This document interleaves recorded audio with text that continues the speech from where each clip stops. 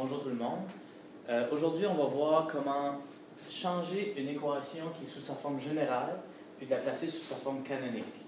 Donc, on sait que quand l'équation est sous sa forme générale, on ne peut pas déterminer c'est quoi le sommet. On ne connaît pas non plus la valeur du paramètre A. Ça fait qu'on va voir comment on peut faire pour la changer sous sa forme canonique. Puis là, on pourra finalement trouver ces données-là, justement. Ça fait que je vous ai donné cette équation ici. On va en faire deux dans cette vidéo ici. J'en aurai une autre vidéo pour un autre après. On a y égale à x carré moins 6x plus 5. Bon, ce qu'on a vu, c'est qu'il faut factoriser pour être capable d'avoir la forme canonique. Sauf qu'on ne peut pas factoriser n'importe quoi. Pour que ça fonctionne, il faut factoriser un trinôme carré parfait. Ça fait que la première question à se poser, c'est est-ce qu'on a un trinôme carré parfait ici? Si on en a un, ben on va factoriser puis on aura la forme canonique. Sinon, il va falloir inventer nous autres mêmes notre trinôme carré parfait. Donc, on va essayer de trouver le nombre qui manque.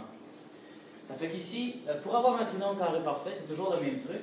Il faut vérifier si le dernier nombre est égal à la moitié du carré de ce nombre. Donc, on va aller voir si la moitié du carré de ce nombre-là, c'est 5.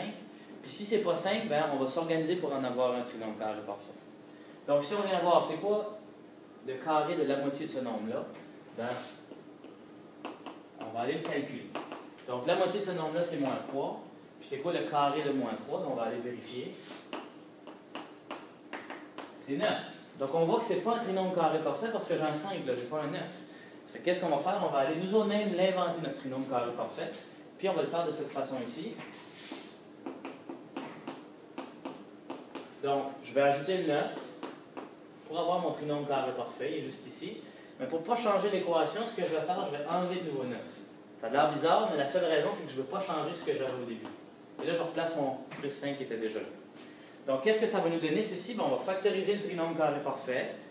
Puis, les deux nombres qui nous restent à la fin, bien, ça va être ça la valeur du paramètre Q, justement. Donc, ils vont quand même être utiles, ils vont seulement être utiles un peu plus tard. Fait que là, qu'est-ce qu'on va faire? On va aller factoriser x carré moins 6x plus 9. Il y a deux façons de le factoriser. Là, il y a un petit truc, je vais vous le donner tantôt. On le fera pour l'exemple 2, je vais vous le donner. Mais ce qu'on va faire ici, on va utiliser la méthode du produit somme. Donc, je cherche deux nombres multipliés ensemble qui fait 9. Et additionner ensemble qui fait moins 6, donc la méthode du produit somme. Et ici, les deux nombres sont moins 3 et moins 3. Donc, j'ai mes deux nombres, ça fait que ça va décomposer le terme central. Donc, au lieu d'avoir moins 6x, on a moins 3x et moins 3x de nouveau. Et là, j'ai mon plus 9. Bon, pour la valeur du Q, j'ai dit que c'était les deux derniers termes, ça fait qu'on peut peut-être aller le calculer tout de suite, ça va être moins 4. Donc, le moins 4, je le mets à part, on n'a pas besoin, je suis en train de factoriser ceci. On va seulement utiliser le moins 4 plus tard. Si je veux factoriser ceci, c'est quoi la méthode? Ben, on regroupe les deux premiers et on regroupe les deux derniers, puis on regarde ce qu'il y a en commun. Donc, dans les deux premiers, le x, il reste x moins 3. Dans les deux derniers, on peut sortir le moins 3. Et là, si je divise le premier terme par moins 3, il reste x. Le deuxième terme, ça fait moins 3. Et j'ai mon moins 4 à la fin. Je suis encore en train de factoriser ceci. Donc, qu'est-ce que j'ai? J'ai cette parenthèse-là qui est en commun, donc le x moins 3, je peux le ressortir. Et là, ce qui reste à l'extérieur des parenthèses, c'est ça mon autre parenthèse. Donc, après que j'ai sorti ce qui est en commun, c'est ça qui reste. Et j'ai mon moins 4. Et là, qu'est-ce qu'on remarque? X moins 3 fois x moins 3, je peux transformer ça, c'est x moins 3 carré.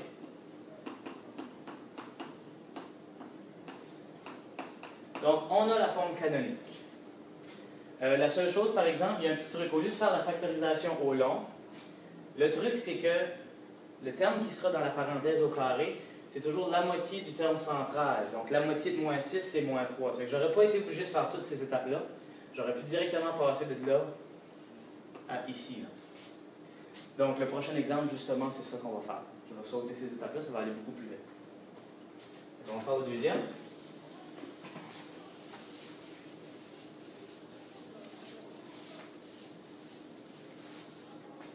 Bon, donc le deuxième exemple, on a y égale x carré plus 8x plus 13. Donc celui-ci, on va vraiment se servir de la méthode de la factorisation rapide. Fait, première question, est-ce qu'on a un trinôme carré parfait? On va aller voir. Est-ce que la moitié de ça au carré, ça donne 13? Ben allons faire le calcul. La moitié de 8, c'est 4, et 4 au carré, c'est 16. Donc non, ce n'est pas un trinôme carré parfait. Ça fait qu'on va aller l'inventer nous autres-mêmes, de la même façon que tantôt. Donc j'ajoute le 16, je l'enlève de nouveau, et j'ai le 13 à la fin. Je vais factoriser les 3 premiers termes, parce que c'est un trinôme carré parfait. Puis je vais regrouper les 2 derniers pour avoir la valeur du paramètre Q. Mais là, cette fois-ci, je vais vraiment me servir du truc. Au lieu de faire le produit somme, ici, 2 nombres multipliés ensemble qui fait 16 et additionné qui fait 8, je vais seulement me servir du truc. C'est toujours la moitié de ce qu'il y a là qui va être dans ma parenthèse. Donc, qu'est-ce que je vais avoir dans ma parenthèse? Je vais avoir x plus 4 au carré. Donc, je vais factoriser ce qu'il y a là. Et les 2 derniers termes, si je les regroupe, ça fait moins 3. Et j'ai déjà terminé. Donc, on a la forme canonique, justement, de cette équation-là qui était sous la forme générale.